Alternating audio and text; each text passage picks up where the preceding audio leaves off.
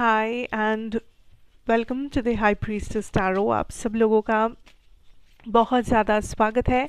I hope आप सब खुश हो, हेल्दी हो, अपना ख्याल रख रहे हो। So this is another reading for you लिब्राज for January second half. देखते हैं दैट पार्ट 2 जनवरी आपके लिए क्या लेके आने वाला है। एंड ये एक जनरल रीडिंग होगा, सो प्लीज़ जितना रेजोनेट करे उतना ही लीजिए, एंड जो रेजोनेट ना करे उसे फोर्स मत कीजिए। मेरे बारे में इंफॉर्मेशन सब कुछ आपको नीचे डिस्क्रिप्शन बॉक्स में दिया हुआ मिलेगा, आप वहाँ से जाके देख सकते हैं। ओके, सो आपके लिए the cards are seasonal harvest, gratitude and the knight of wands energy. Libra, the first thing is be yourself. ये जो 15 दिन है या ये जो समय है, यहाँ पे इट्स वेरी इंपॉर्टेंट कि आप कितना ज़्यादा अपने आप के ऊपर भरोसा कर रहे हो। It's not about fitting in the box, it's not about कि लोग आपके बारे में क्या सोच रहे हैं या आप लोगों के नज़र में कितने ऊंचे हो, लोग आपको कितना वैलिडिटी दे रहे हैं। इट्स ऑल अबाउट आप खुद को कितना वैलिडिटी दे रहे हो, आप अपने नज़र में कितने ऊंचे जगह पे हो, आप अपने आप को कैसे खुश रख रहे हो, आप अपने आप जब खुद को आईने में देख रहे हो तो आपको क्या महसूस हो रहा है। ये वो एनर्जी है जिसका आपको इस टाइम पे ख्याल रखना है। Because I see here that आप इस टाइम पे काफ़ी क्रिएटिव हो, एंड ये क्रिएटिव आइडियाज़ या ये क्रिएटिव मूवमेंट, ट्रांसफॉर्मेशन, चेंजेस, कुछ भी नाम दो, ये तभी हो पाएगा जब आप अपने ओरिजिनल सेल्फ से जुड़े हुए होंगे, जब आप अपने खुद के सच्चाई से जुड़े हुए होंगे। सो बी वेरी पर्टिकुलर दैट आप इस टाइम पे किसी के एनर्जीज़ के साथ अपने एनर्जीज़ को कंफ्यूज नहीं कर रहे हैं। आप किसी और के बातों पे अपने लाइफ डिसीजंस नहीं ले रहे, या आप किसी और को अपने से भी ज़्यादा प्रायोरिटी में नहीं रख रहे हो ज़िंदगी में। बिकॉज इट्स टाइम कि आप खुद को थोड़ा सा प्रायोरिटी दे, चाहे वो आपका हेल्थ हो, फैमिली लाइफ हो, आपका पर्सनल लाइफ हो, कुछ भी हो सकता है, बट इट्स टाइम कि आप अपने आप को सबसे ज़्यादा priority they. This is also a time जब आप काइंड ऑफ उस लीडर पोजीशन में होंगे जहाँ पे लोग आपको फॉलो कर रहे होंगे, या अगर मे बी आपका कोई ऐसा जॉब है या आपका काम ही ऐसा है जहाँ पे बहुत से लोग आपके अंडर काम करते हैं, या आप पब्लिक स्पीकिंग करते हो, या आप सोशल मीडिया पे काम करते हो जहाँ पे आपके बहुत सारे फॉलोअर्स हैं या बहुत लोग आपको देखते हैं। It's a very crucial situation, because actually वहाँ पे इंक्रीज़ आने वाला है। सो मे बी आपके फॉलोअर्स में इंक्रीज आएगा, मे बी आपके टीम में नए रिक्रूटमेंट्स आएंगे, मे बी आपके अंडर जो लोग हैं उसमें कुछ एक्स्ट्रा लोग ऐड होंगे कहीं ना कहीं से। सो आई सी दैट आपके नंबर ऑफ़ फॉलोअर्स लाइफ में काफ़ी ज़्यादा होने वाले हैं इस समय। इवन आपको बहुत ज़्यादा पॉपुलैरिटी मिल सकता है, चाहे वो आप कुछ सोशल मीडिया पोस्ट करो, चाहे वो आप बस कहीं पार्टी में जाओ, कहीं फ्रेंड्स के साथ घूमो, कहीं ऑफिस करिए, वॉटेवर आप कुछ भी कर रहे हैं, आपको पॉपुलैरिटी काफ़ी ज़्यादा मिलेगा इस समय। काइंड ऑफ आप उस लाइमलाइट को अट्रैक्ट कर रहे हो। I am also getting this energy of their is a fear या इनसिक्योरिटी जो फाइनली आप ओवरकम कर रहे हो। ये चैलेंज बहुत समय से आपकी ज़िंदगी में था, ये प्रॉब्लम आप बहुत समय से फेस कर रहे थे, बट फाइनली आपके अंदर वो चेंज या वो हिम्मत या वो कॉन्फिडेंस है दैट आप उस फियर को काइंड ऑफ काबू में कर रहे हो।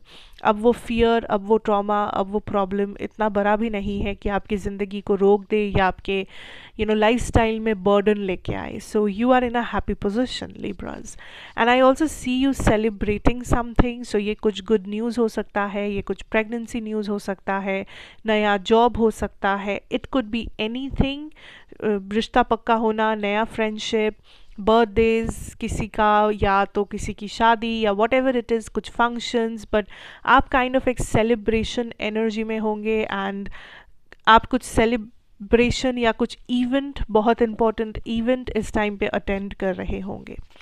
Okay okay, let's see.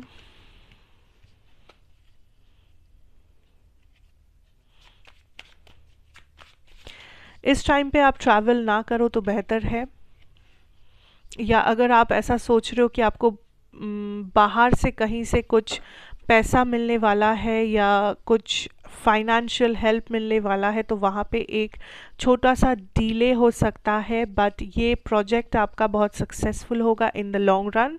But अभी आपको थोड़ा सा लॉसेस या थोड़ा सा वेट करने की ज़रूरत है।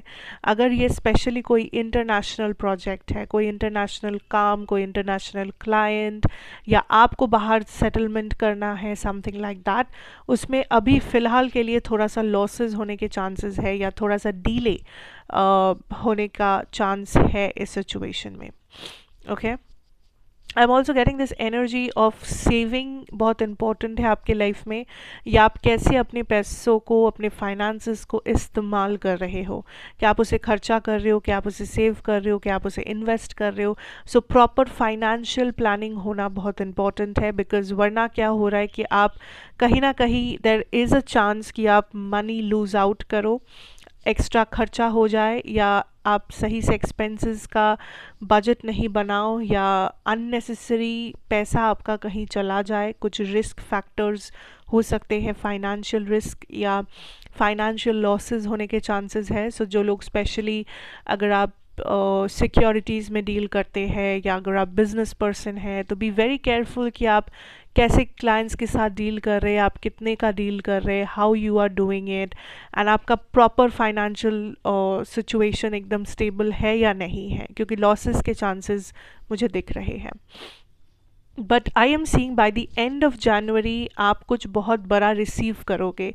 ये एक बहुत बड़ा क्लाइंट हो सकता है, ये एक बहुत बड़ा पैसे का कुछ हो सकता है, बहुत बड़ा बिजनेस ऑर्डर हो सकता है, कुछ जॉब अपॉर्चुनिटीज़ या promotion, bonus, incentive, I don't know, but something जो आपके लिए काफ़ी इम्पोर्टेंट है, जो आपके फाइनेंशियल लेवल को काफ़ी एक धक्के में काफ़ी बढ़ा सकता है। So by the end of January या फरवरी स्टार्टिंग, उस समय एक्चुअली आप फाइनेंशियल अबंडेंस महसूस करेंगे। बट ये जो थोड़ा सा दिन बाकी है जनवरी में, इसमें आपको खास करके थोड़ा सा फाइनेंशियल रिस्ट्रेंट्स रखने पड़ेंगे।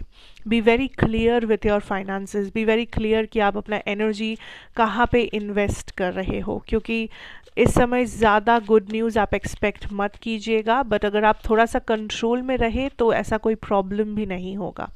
अगर आप स्टूडेंट है या वर्किंग इंडिविजुअल है, मे बी इस समय आपके बॉस थोड़ा सा आपके ऊपर गुस्सा कर सकते हैं, या मे बी थोड़ा सा आपको प्रेशराइज कर सकते हैं।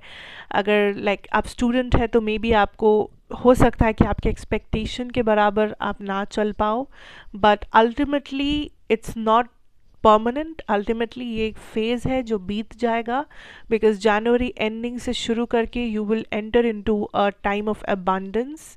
सो जो इस वक्त नहीं हो रहा है या जिसमें डिलेज आ रहे हैं, वो बाय द एंड ऑफ जन या फरवरी स्टार्टिंग में आपको आराम से होते हुए नज़र आएगा। So just take a break, go slow, ज़्यादा एक्शन ओरिएंटेड होने की ज़रूरत नहीं है अपने करियर को लेके, राइट?